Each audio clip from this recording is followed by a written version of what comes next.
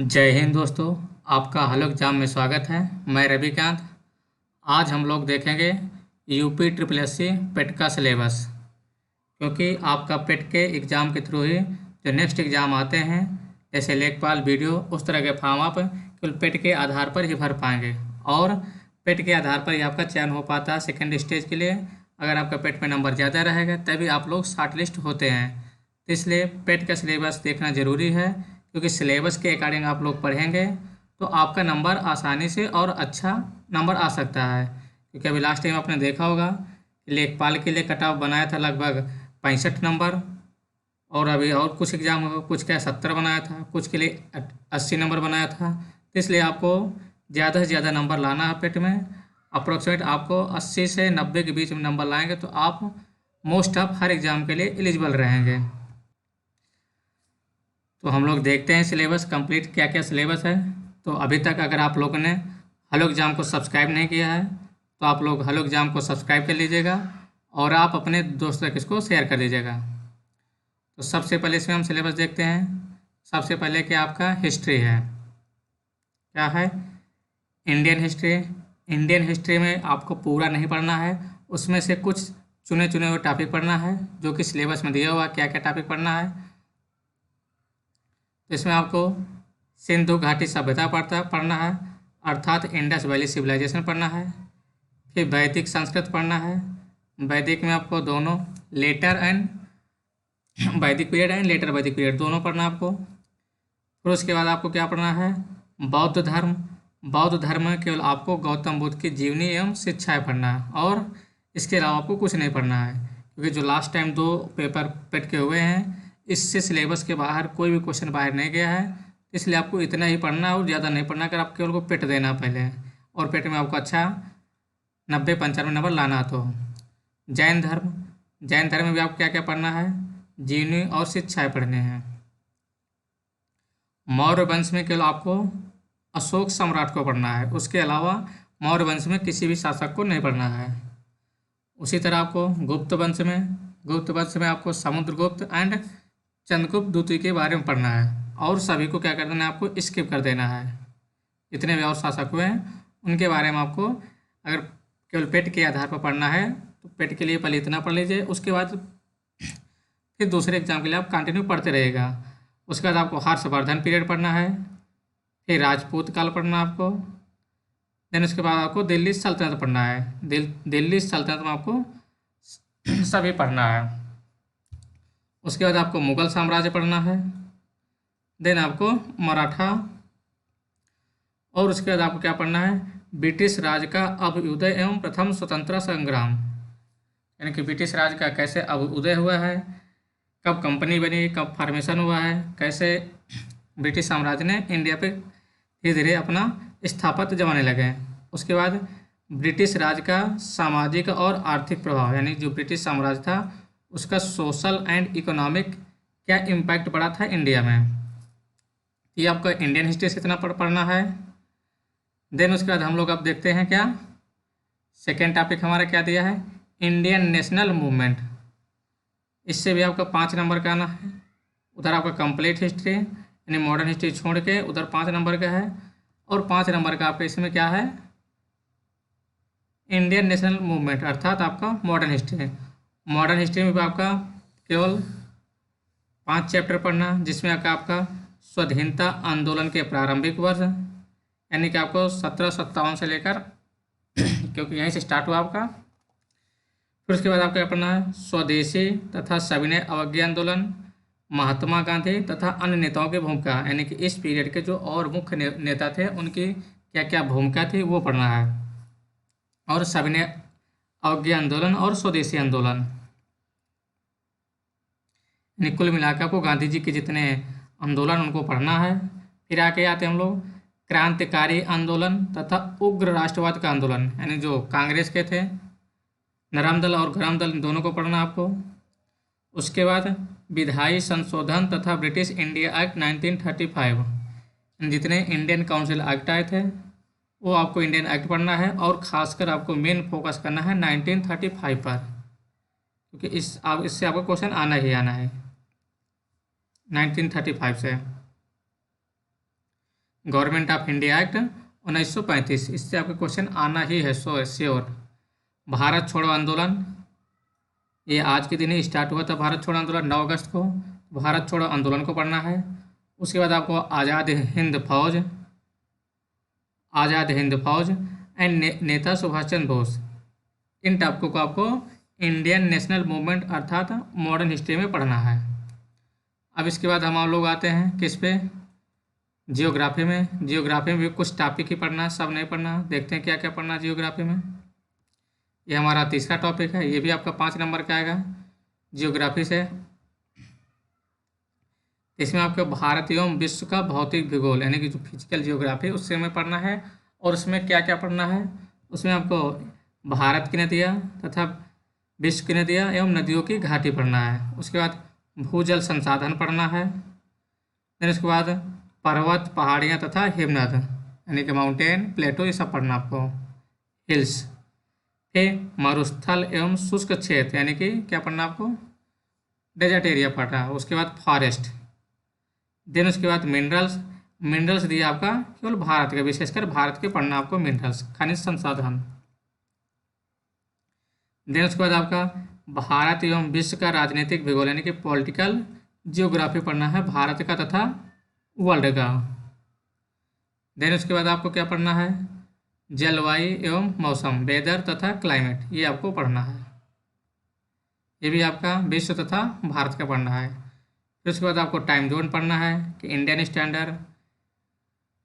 उसके बाद आपका जनसांख्यिकी परिवर्तन तथा प्रवास यानी कि जो माइग्रेशन हुआ है, और जनसंख्या जनगणना पढ़ना आपको, सेंसस। इतना आपको जियोग्राफी में पढ़ना है। यहाँ से आपका 5 नंबर कंप्लीट हो जाएगा। इतना केवल जियोग्राफी से पढ़ेंगे बस, यहीं से आपका क्या होगा, 5 नंबर आपका कंप्लीट हो जाएगा। अब हम लोग आते हैं इकोनॉमिक्स में। इकोनॉमिक्स में आपको क्या क्या पढ़ना है, तो इंडियन इकोनॉमी पढ़ना है। तो इसमें क्या क्या देखते हैं हम लोग, इंडियन इकोनॉमी क्या क्या आपका है मेन। तो आपको 1947 से 1951 तक में क्या पढ़ना है, पंचवर्षीय योजना पढ़ना है, यानी कि जो योजना आयोग था उसकी पंचवर्षीय योजना।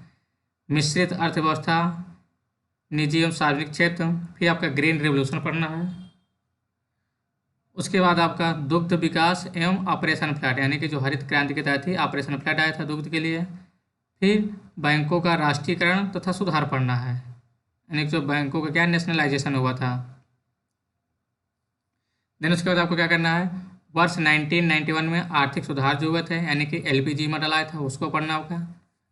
फिर उसके बाद आपका वर्ष 2014 के पश्चात के आर्थिक सुधार यानी 2014 के बाद से क्या क्या आर्थिक सुधार हुए, कहाँ कहाँ पर, कृषि सुधार में, ढांचागत सुधार, श्रम सुधार, आर्थिक सुधार एंड जीएसटी। इन टॉपिकों को आपको यहाँ से पढ़ना। यहाँ से आपका इकोनॉमिक्स आपका 5 नंबर कंप्लीट हो जाएगा। अब हम लोग देखते हैं कॉन्स्टिट्यूशन यानी कि पॉलिटी से आपको क्या क्या पढ़ना है, भारतीय संविधान तथा लोक प्रशासन, Indian constitution and public administration, ये भी आपका 5 नंबर का आना है यहाँ से भी। इसमें जो आपको मेन टॉपिक कौन कौन से हैं, भारतीय संविधान के मुख्य विशेषता यानी कि क्या क्या उसकी विशेषता है अर्थात प्रियम्बल आपको पढ़ना है। फिर आपको डीपीएसपी, राज्य के नीति निर्देशक सिद्धांत। फिर fundamental rights and fundamental duty यानी कि मौलिक अधिकार एंड मौलिक कर्तव्य। फिर आपको पढ़ना है संसदीय प्रणाली। फिर संघीय प्रणाली, संघ एवं केंद्र शासित प्रदेश और केंद्र राज्य संबंध यानी कि हमको फेडरल स्ट्रक्चर पढ़ना है कि सेंटर और स्टेट का क्या रिलेशन है और कैसे सरकार चलती है। फिर न्यायिक ढांचा अर्थात सर्वोच्च न्यायालय एंड उच्च न्यायालय, सुप्रीम कोर्ट और हाई कोर्ट के बारे में हमको पढ़ना है। फिर हमको सीधा आ जाना है जिला प्रशासन, उसके बाद हमको लोकल बॉडी अर्थात ग्राम पंचायत है, इस पर आ जाना हमको। इतना आपको पॉलिटी से पढ़ेंगे, आपको पॉलिटी का 5 नंबर श्योर हो जाएगा। इससे ज़्यादा आपको कुछ नहीं पढ़ना पॉलिटी में। साइंस में आपको पूरा पूरा दे दिया है। जनरल साइंस में 5 नंबर का भौतिक विज्ञान, रसायन विज्ञान एंड जीव विज्ञान, इनको आपको तीनों से पढ़ना है। ये भी हम आपको जब रसायन साइंस पढ़ाएंगे आपको तो डिटेल में आपको बता देंगे क्या क्या मेन चैप्टर पढ़ना है। सभी चैप्टर इस पर भी इम्पोर्टेंट नहीं है।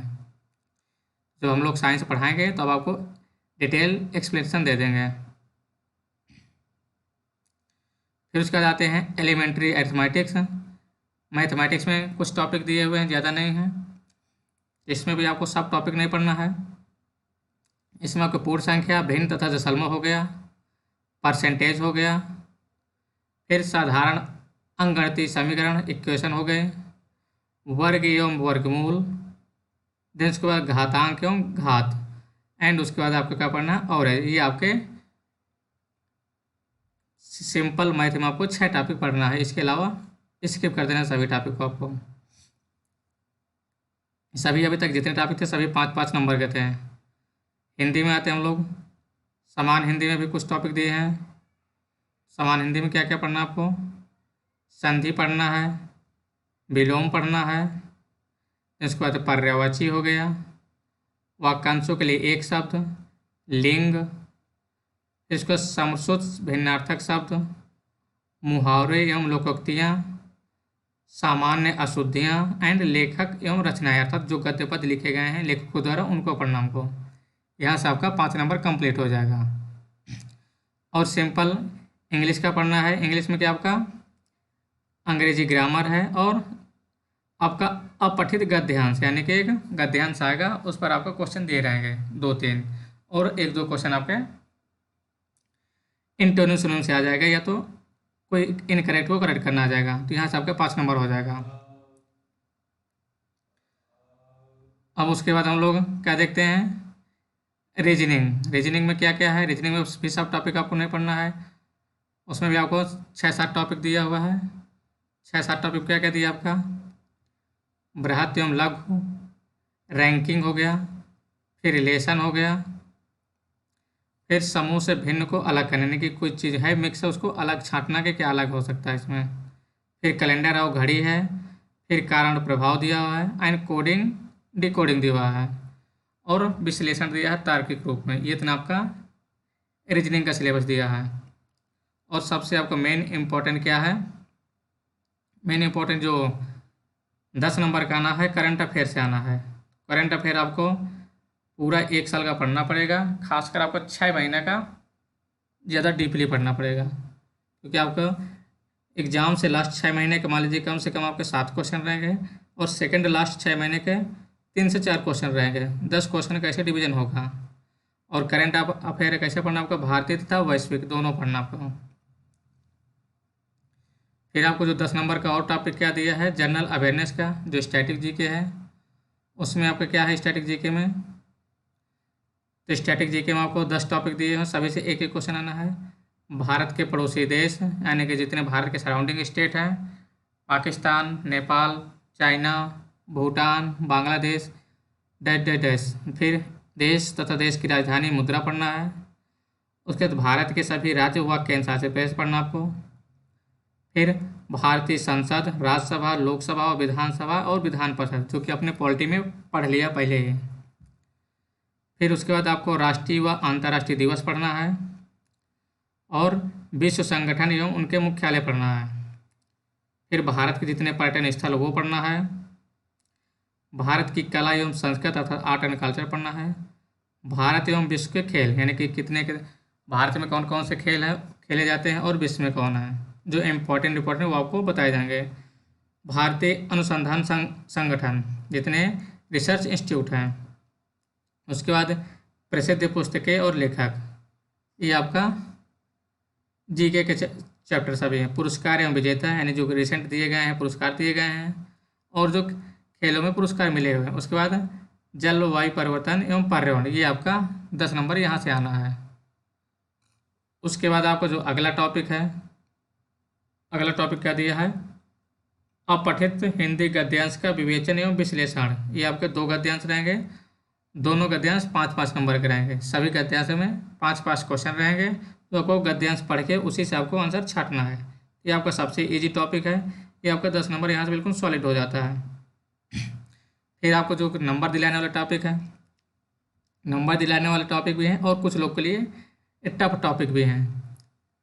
ग्राफ वाला जो क्वेश्चन आता है मैथ के, और तालिका, ये दोनों कुछ लोगों के लिए टफ टॉपिक होते हैं, लेकिन कुछ लोगों के लिए आसान होते हैं।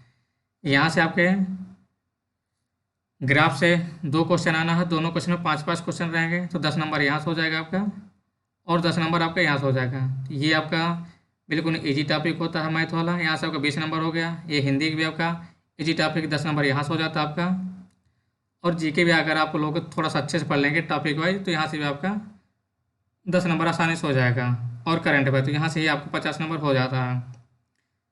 तो इस तरह आपका जो सिलेबस है डिस्ट्रीब्यूट किया गया है UPSC UP triple S C के द्वारा। ज़्यादा टफ नहीं है, ये आपका आसान सिलेबस दिया हुआ है। सो हमने सिलेबस पूरा डिटेल एनालिसिस कर दिया है। जल्द ही आपके लिए क्लास भी स्टार्ट किए जाएंगे, तो उसके इन्फॉर्मेशन आपको जल्द दे दी जाएगी, क्योंकि अभी एग्ज़ाम डेट नहीं दिया हुआ है कब तक एग्ज़ाम होना है। तो अभी ज़्यादा पैनिक नहीं लेना, आराम से धीरे धीरे आप लोग पढ़ते रहिएगा। हम लोग आपको पूरी तरह से फ्री क्लास प्रोवाइड कराएंगे एज सोन एज। तो आप लोग बताइएगा क्लास कैसी लगी है। अगर आपको थोड़ा भी सिलेबस समझ आया हो तो आप लोग हमारे क्लास को लाइक करिएगा, सब्सक्राइब करिएगा एंड आप अपने दोस्तों तक इसको शेयर जरूर करिएगा। थैंक यू, धन्यवाद।